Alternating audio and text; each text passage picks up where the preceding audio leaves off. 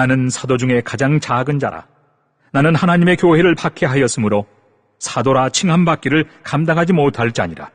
그러나 내가 나 된 것은 하나님의 은혜로 된 것이니 내게 주신 그의 은혜가 헛되지 아니하여 내가 모든 사도보다 더 많이 수고하였으나 내가 한 것이 아니요 오직 나와 함께 하신 하나님의 은혜로라. 그러므로 나나 그들이나 이같이 전파하며 너희도 이같이 믿었느니라.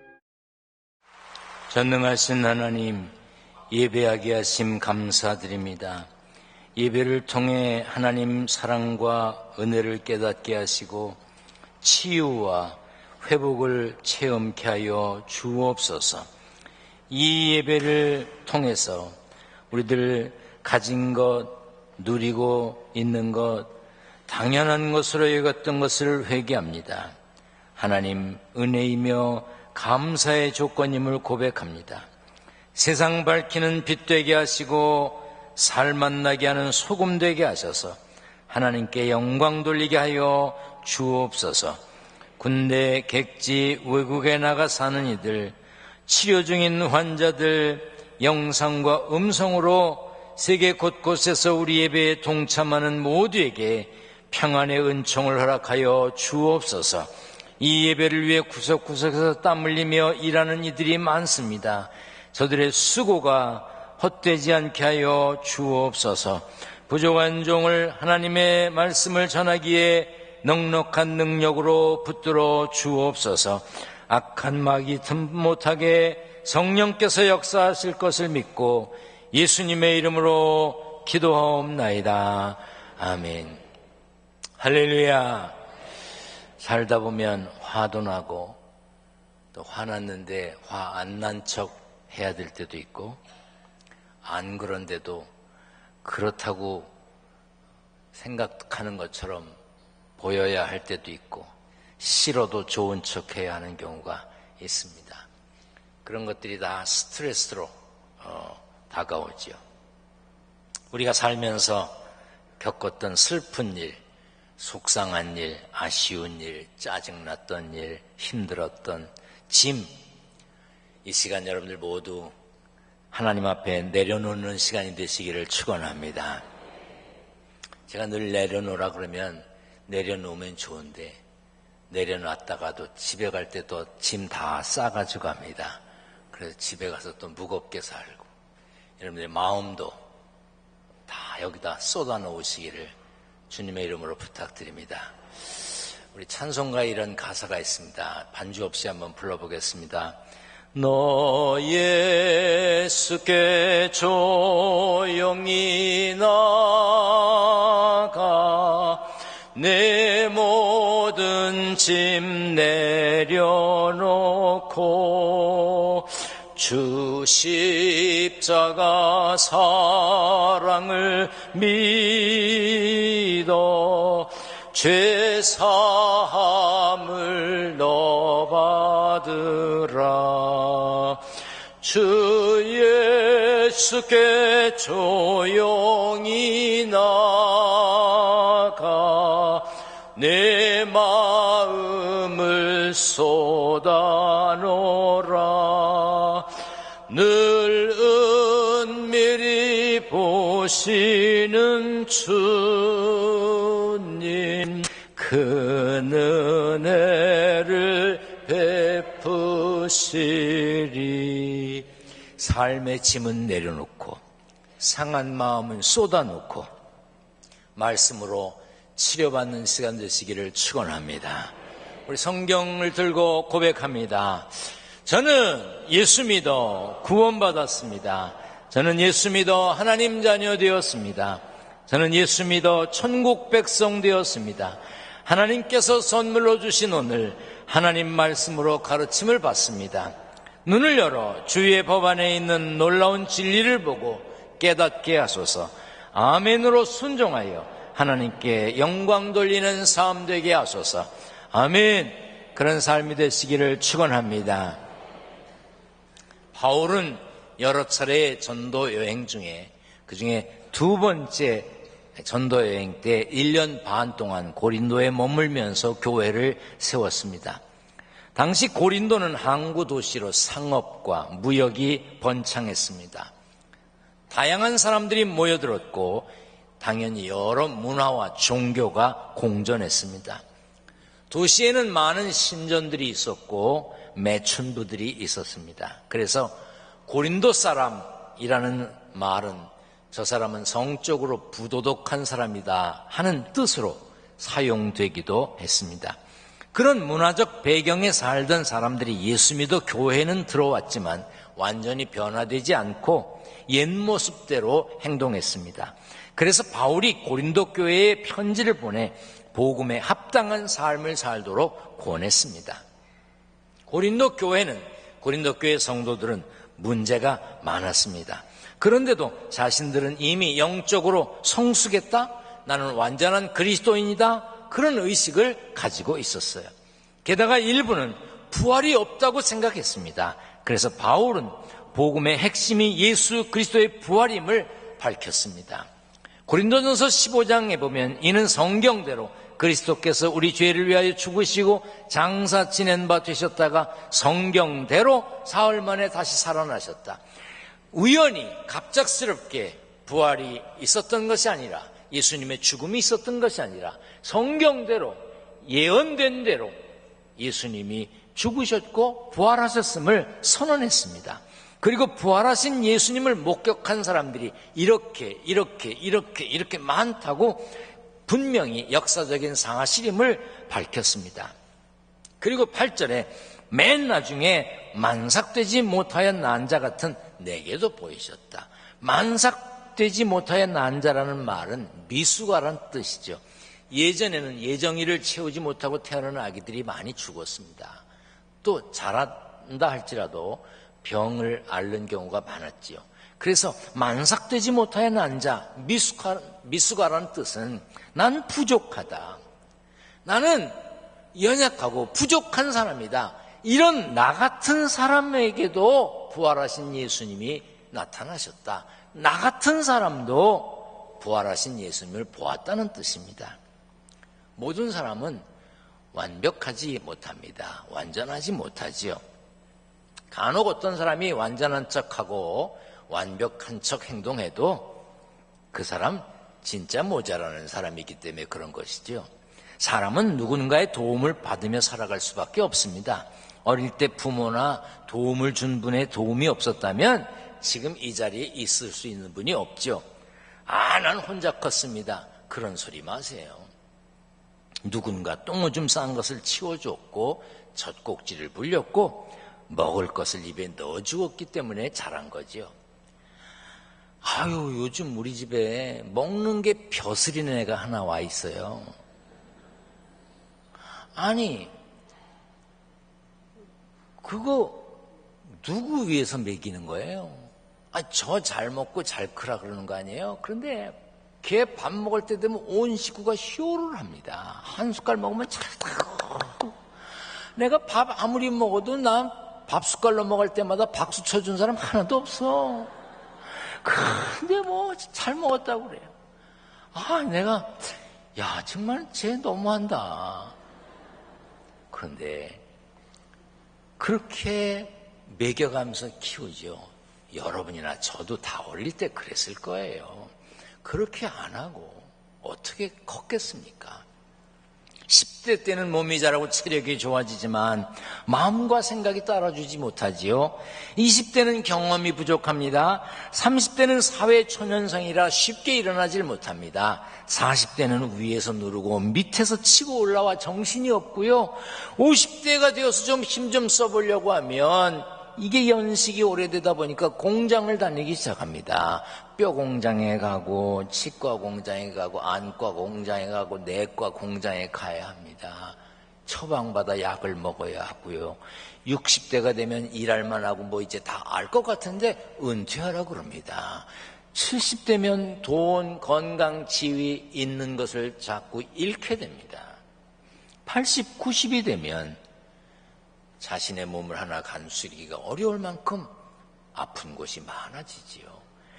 우리 인생은 종류가 바뀔 뿐이지 평생 약한 존재로 부족한 존재로 살아갑니다. 그런데 사람들은 약한 것을 인정하지 않습니다.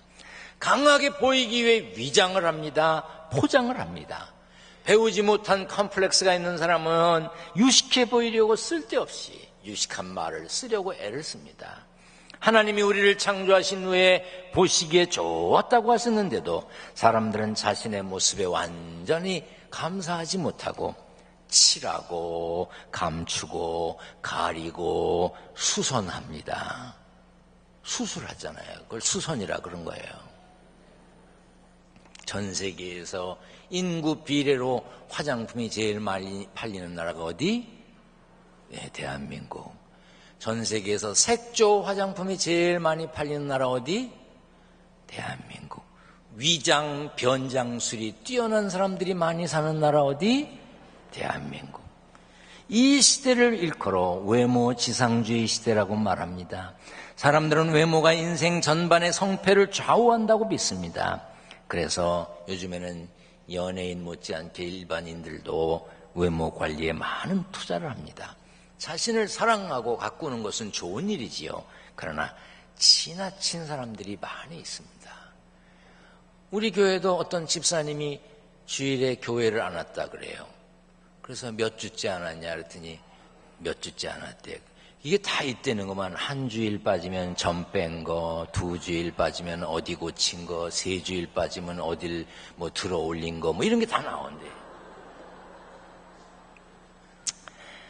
사람들은 자신의 모습을 있는 대로 받아들이지 못하고 무슨 수를 써서라도 부족함을 감추려고 합니다. 그래서 변장의 행복을 누리려고 하지요.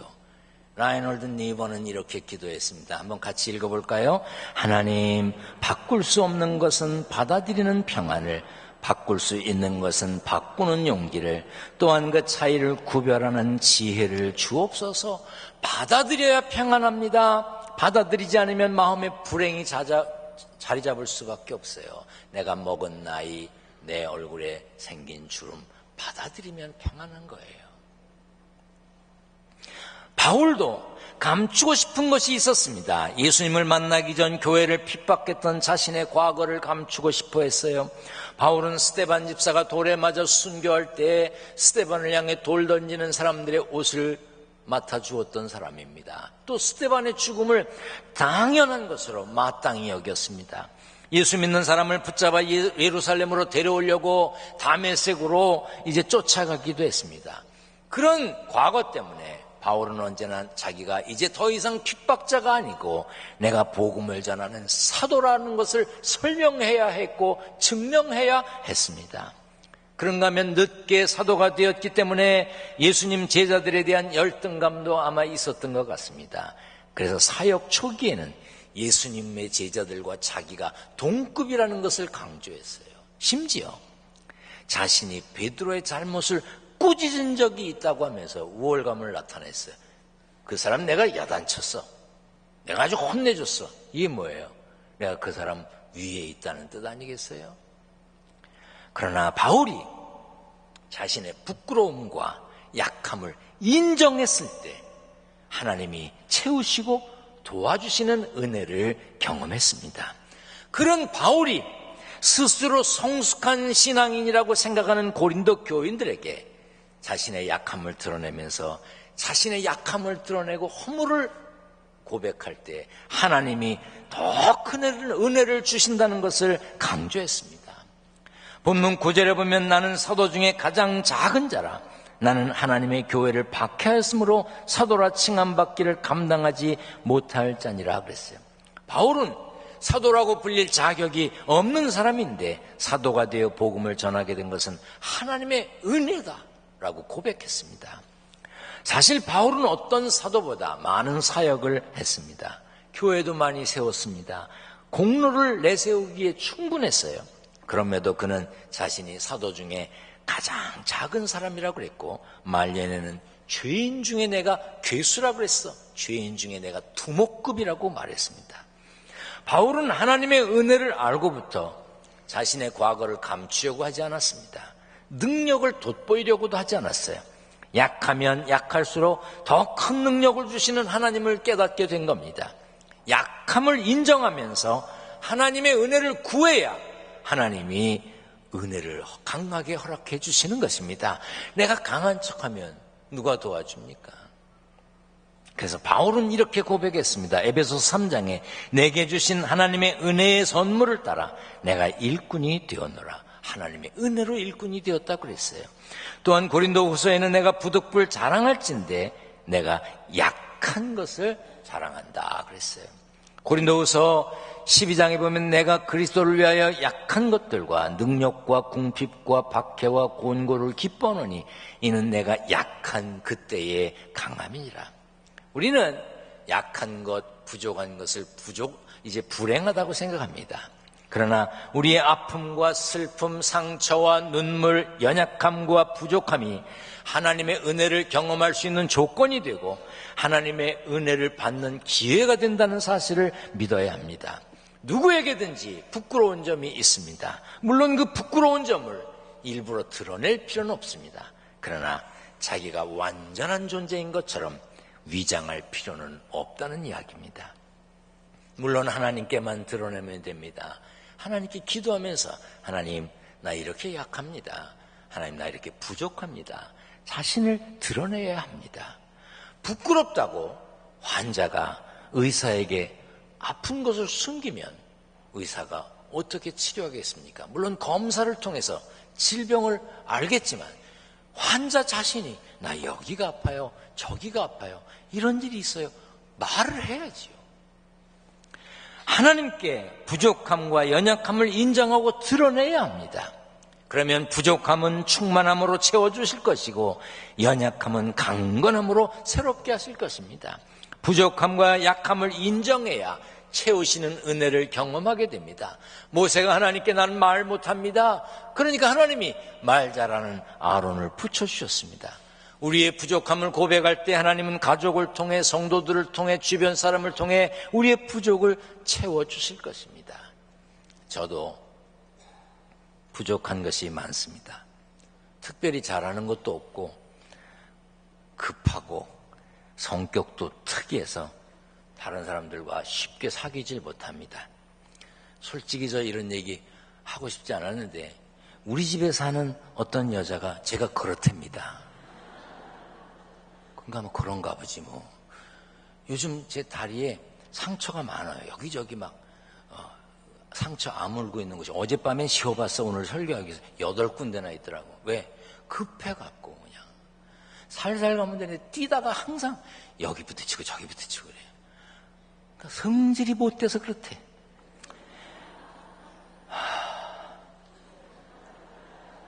가끔 다른 교회 장로님들과 목사님들이 이렇게 사이가 안 좋은 얘기를 들을 때가 있습니다. 기둥교회는 그런 일이 없어서 감사합니다. 이거 굉장히 감사한 겁니다. 감사합니다. 하나님께서 저의 허물을 미리 아시고 좋은 인품을 가지신 장로님들을 세워주셨어요. 제가 설교 준비하면서 생각해 봤습니다. 우리 교회 장로님들이 하실 얘기가 없겠어요? 참으시는 거지. 제가 이런 얘기를 왜 하느냐? 계속 참아달라고. 저의 부족한 부분을 이해해 주시고 채워주시는 장로님들과 함께 일할 수 있어서 하나님께 늘 감사합니다. 은퇴하시고도 자리를 지키시는 원로 장로님들께 감사드립니다.